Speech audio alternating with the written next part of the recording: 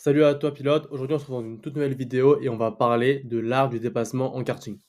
Parce que franchement, tu peux être le pilote le plus rapide sur la piste, mais si tu ne sais pas dépasser proprement, bah tu vas rester coincé derrière tes adversaires plus lents et ça c'est vraiment très frustrant, c'est quelque chose que j'ai vécu au début, mais maintenant je sais très bien doubler et puis je vais t'apprendre aussi les méthodes pour justement bien doubler également.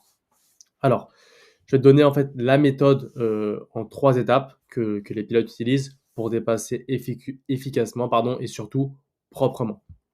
Alors l'étape numéro 1, c'est vraiment la préparation.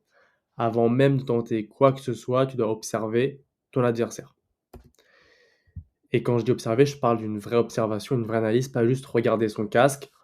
Pendant un petit moment, tu vas analyser son pilotage. Donc ça veut dire où est-ce qu'il freine exactement, est-ce qu'il freine un peu trop tôt sur certains virages, où est-ce qu'il perd du temps et est-ce qu'il prend une trajectoire trop large, est-ce qu'il accélère, un peu de manière molle en sortie de virage. En fait, tu cherches vraiment ces erreurs répétitives et ce virage où il manque systématiquement le point de corde, cette sortie où il n'accélère jamais à fond, c'est là que tu vas frapper. Donc rappelle-toi de ça, un dépassement réussi, c'est un dépassement préparé, jamais improvisé. L'étape numéro 2, c'est l'exécution. Une fois que tu as repéré ses faiblesses, il faut choisir le bon moment pour attaquer et ça, c'est crucial parce qu'un dépassement au mauvais endroit, ça peut te coûter, plusieurs positions. Pour moi, il y a 3 opportunités en or. 1re opportunité, c'est au freinage.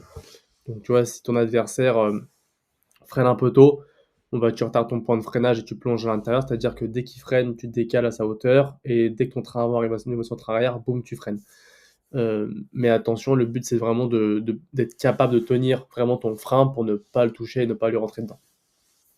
La deuxième opportunité, c'est vraiment à l'accélération. Si ton adversaire ferme la porte devant toi, toi, essaie de l'enrouler et de le recroiser à la sortie. Tu auras plus de traction et ce sera plus facile du coup de doubler.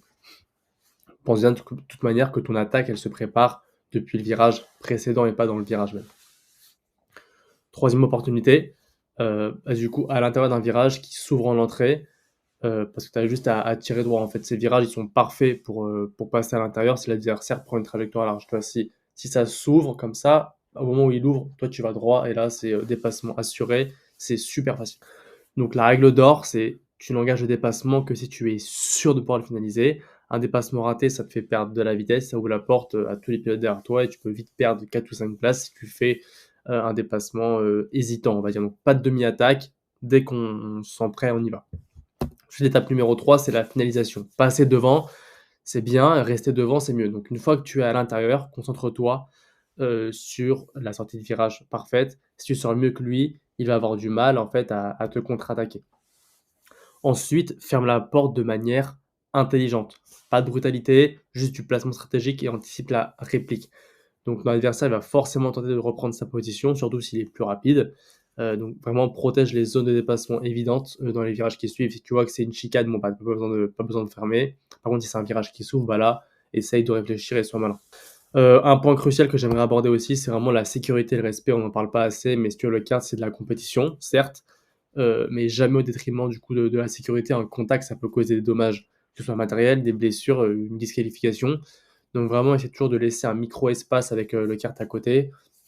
Ne ferme jamais la porte brutalement au dernier moment, c'est super dangereux et accepte, que certains dépassements ne soient pas possibles, sans risque, quoi. Donc dans ce cas, sois patient et attends, du coup, vraiment la prochaine occasion, ne te blesse pas.